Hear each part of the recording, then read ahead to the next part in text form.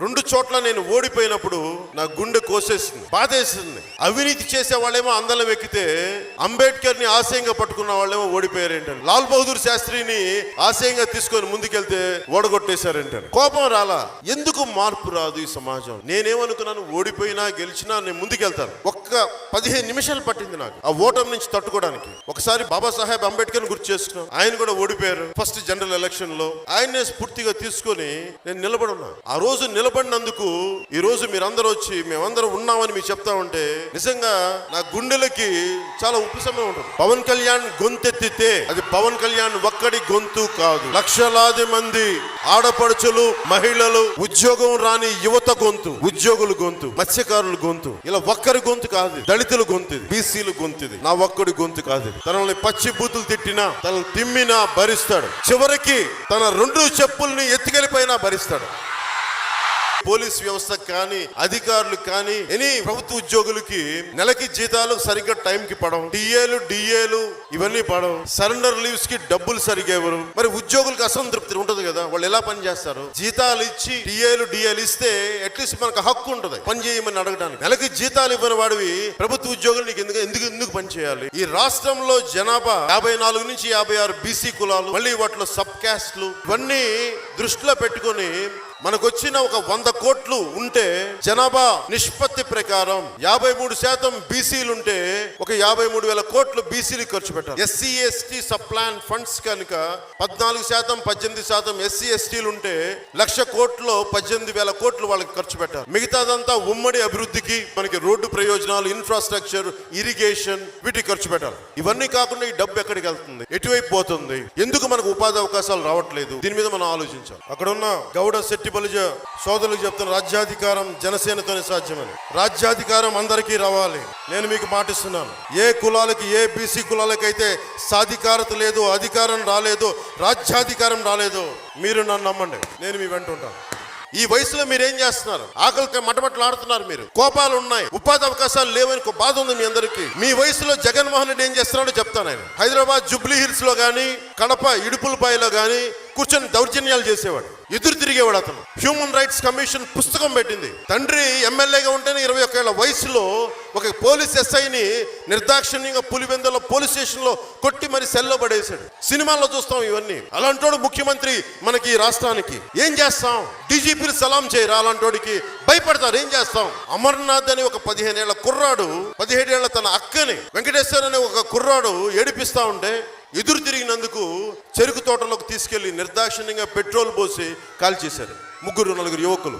ఎందుకు చేస్తాడు ఆ వ్యక్తుల పని? ఎక్కడి నుంచి ధైర్యం వస్తుంది వీళ్ళకి? పొద్దున్న లేస్తే బూతులు తిడతా, రేపులు జరుగుతా ఉంటే తల్లి పెంపకంలో లోటు అని చెప్పే మహిళా మంత్రులు, ఏదైనా మాట్లాడితే పోలీసులను కొట్టే ఎమ్మెల్యేలు, మంత్రులు బిడ్డలు, సాక్షాత్ కోనసీమలో డిఎస్పీని కొట్టాడు మంత్రి కొడుకంట.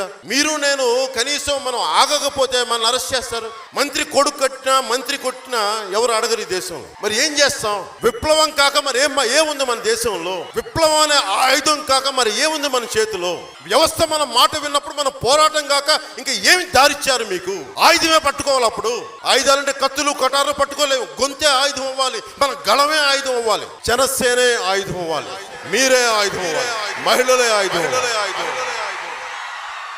మొత్తం నర్సపురంలో మీకు డంప్ యార్డ్ ఉందా? మీకు డంప్ యార్డ్ తీసుకెళ్ళి ఒక గుట్ట కింద పడేస్తే, వరదలు వచ్చినప్పుడు గోదావరిలో దోసేస్తే, మళ్ళీ సముద్రం వెనక్కి దోస్తే చుట్టుపక్కల గ్రామాలంతటికి అది విషం, కాలుష్యం అయిపోయి తాగడానికి నీళ్లకు జబ్బులు వచ్చేస్తున్నాయి. ఉద్దానం లాగా కిడ్నీ జబ్బులు వచ్చేస్తున్నాయి. నేను అనుకుంటుంది, జనసేన కనుక వస్తే భోపాల్ తరహాలో లాస్ వేగాస్ జంక్ యార్డ్ ని మొత్తం కూర్చోబెట్టి వాళ్ళు ఒక కొండ గుట్టల్లా కడతారు, ల్యాండ్ ఫిల్స్ లాగా. దాని నుంచి మెథేన్ గ్యాస్ డెవలప్ చేస్తారు. అది ఎనర్జీ లాగా వెళ్తుంది, కరెంట్ లాగా వాడుకోవచ్చు. భోపాల్లో ఉంది. కనీసం మీ అధికారులని, పనికి మాలిన మీ సలహాదారులందరినీ అక్కడికి భోపాల్కి పంపించి కనీసం నర్సాపురంలో ఒక డంప్ యార్డ్ కట్టలేరా మీరు? కరప్షన్ ఏ స్థాయిలో ఉందంటే, పారిశుద్ధ పనులకి 5 మంది ఫీల్డ్ లో పనిచేసే వాళ్ళు 5 కార్మికులు అయితే 25 కార్మికులు పనిచేస్తున్నట్టుగా బిల్స్ పెట్టి చివరికి మన మీద చెత్త ట్యాక్స్ వేసి చెత్తలో కూడా డబ్బులు దొబ్బేస్తా ఉన్నారు. ఆ స్థాయికి వెళ్ళిపోయింది కరప్షన్. ఇదివరకు ఇసుక ఎలా ఉండేదంటే, ఇసుక విధానం 2 కిలోమీటర్లో ఇసుకలు తవ్వుకోవచ్చు. దాదాపు మొత్తం అన్ని జిల్లాలు కలిపి ఒక 50,000 మందికి పని ఉంటుంది. సంఘాలు, బోట్లు సంఘాలు, ఇసుక కార్మికుల సంఘాలు ఇవన్నీ బేస్ చేసుకొని ఇదివరకు ఇసుక తీసేవాళ్ళు, కాంట్రాక్ట్లు ఇచ్చేవాళ్ళు. అన్ని కలిపి ఇప్పుడు ఒక కంపెనీకి వెళ్ళిపోయింది. ఇదివరకు మా అందరికి ఇసుక నుంచి తీసుకొని కొంత పంచాయతీలు కట్టి రెవెన్యూ వ్యవస్థలు కడితే జేపీ సంస్థ అనేది జగన్మోహన్ రెడ్డి గారి బినామీ వ్యక్తులు అందరూ కూర్చొని ఒక్క ఇసుకలోనే వేలాది కోట్లు సంపాదిస్తా ఉన్నారు.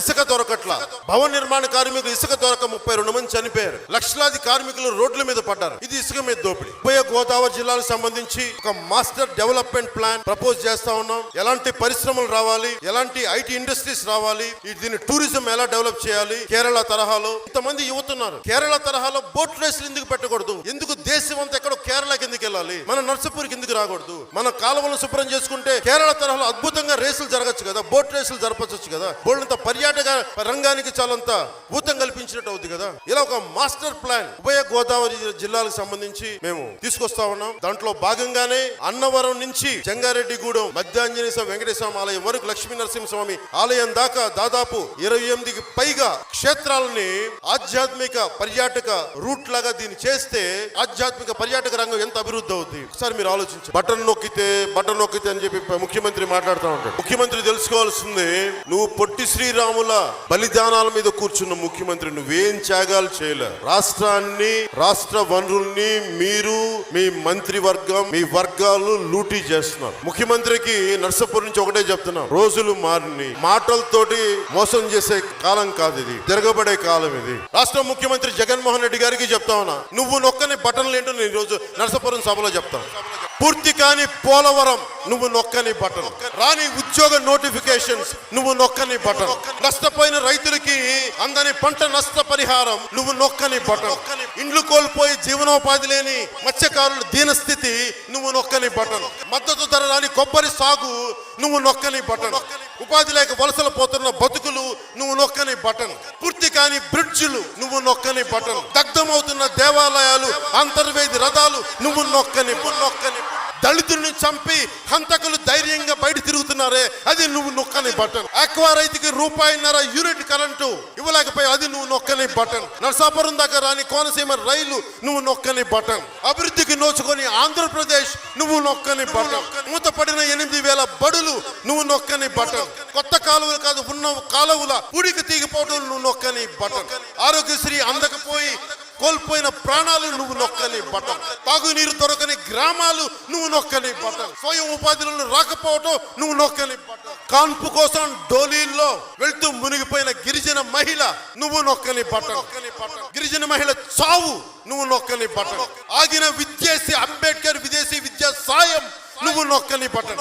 అప్పుల ఆంధ్రప్రదేశ్ నువ్వు నొక్కని బటన్. నిరుద్యోగులకు యువత ఉపాధి కల్పించినది నువ్వు నొక్కని బటన్. ఆడపిల్లలకి మన ప్రాణ సంరక్షణ లేనిది నువ్వు నొక్కని బటన్.